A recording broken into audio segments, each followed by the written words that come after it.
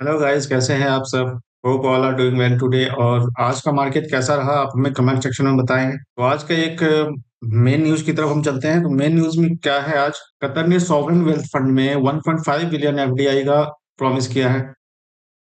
Qatar और India में जो मीटिंग हुई है उसमें ये डिस्कस किया गया 1.5 बिलियन एफडीआई इन इंडिया और $10 बिलियन और इन्वेस्टमेंट करने का वादा किया है इन्होंने। कतर ने डिसाइड किया है कि ये अपने टारगेट को डबल करके $28 बिलियन तक ले जाएंगे नेक्स्ट 5 इयर्स में। कतरी इन्वेस्टमेंट अब यूएसडी 10 बिलियन इन इंडिया, वो 10 बिलियन इंडिया में इन्वेस्ट करेंगे। $14 बिलियन का टारगेट है इनका trade. They also discuss exploring free trade agreement between India and Qatar, elevating ties while focusing on trade, investment and energy. Trade between the two country $14 billion annually. $14 billion annually ये लोग trade करेंगे दोनों। और साथ ही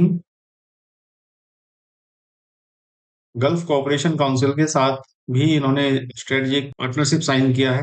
UAE, Saudi Arabia, Oman and Kuwait. Qatar is also latest to join that club. Qatar ने अभी join किया है क्लब में। On energy ties, Chatterjee said India and Qatar share a very vibrant partnership in area of energy. Qatar energy का बहुत बड़ा supplier है India को।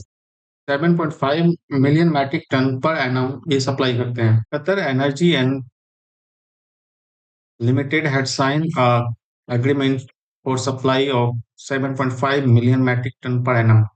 7.5 मैट्रिक मिलियन टन ये पर एनम सप्लाई करेंगे इंडिया को। ये पार्टनरशिप दोनों में सहमति बनी है।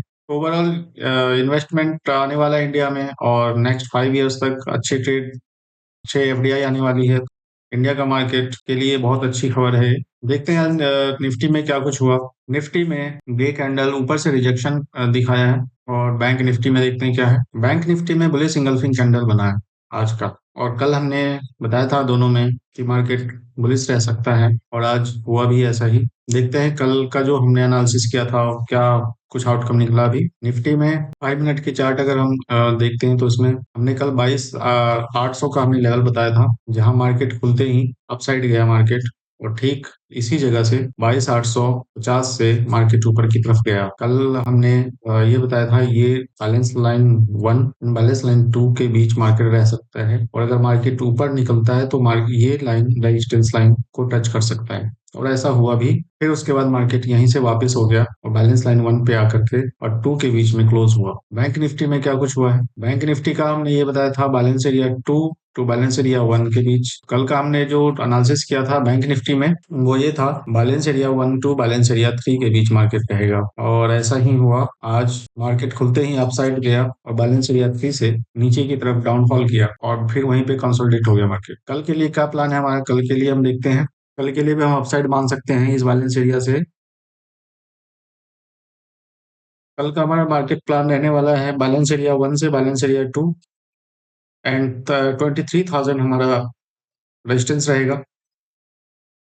और अगर मार्केट 22,800 से नीचे की तरफ निकलता है तो फिर हम एक बेरिश प्लान कर सकते हैं। बैंक निफ्टी में हमारा क्या कुछ रहेगा। बैंक निफ्टी में हमारा ये नो ट्रेडिंग जोन रहेगा 49,476 से 49,581। ये हमारा नो ट्रेडिंग जोन रहेगा। अगर यहाँ से नीचे की तरफ आता है मार्केट तो ये हमारा एक ट्रेड बन सकता है मेरी साइड, अगर मार्केट यहाँ खुलता है। और ये हमारा balance area 1 to balance area 2 के बीच में मार्केट फिर इस प्लान हम कर सकते हैं। बैंक निफ्टी में रेजिस्टेंस हमारा 49,780 है।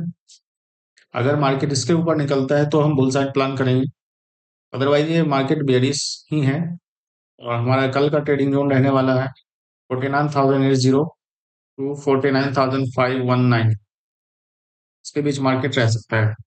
तो ये लेवल्स अपने चार्ट पे ड्रॉ कर लीजिए, ये बहुत ही इंपॉर्टेंट लेवल्स हैं।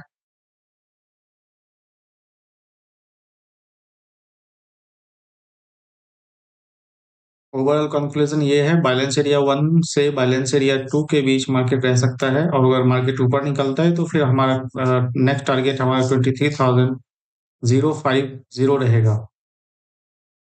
और बैंक निफ्टी में मार्केट अगर यहाँ से नीचे आता है 49,471 तो हम एक बेरियस प्लान कर सकते हैं यहाँ तक के लिए। और फिर वायलेंस एरिया 2 से वेबसाइट का प्लान कर सकते हैं। देखते हैं कल क्या होता है। अच्छा लगे तो वीडियो आप सब्सक्राइब करिए, शेयर करिए, लाइक कर दीजिए। Thank you very much.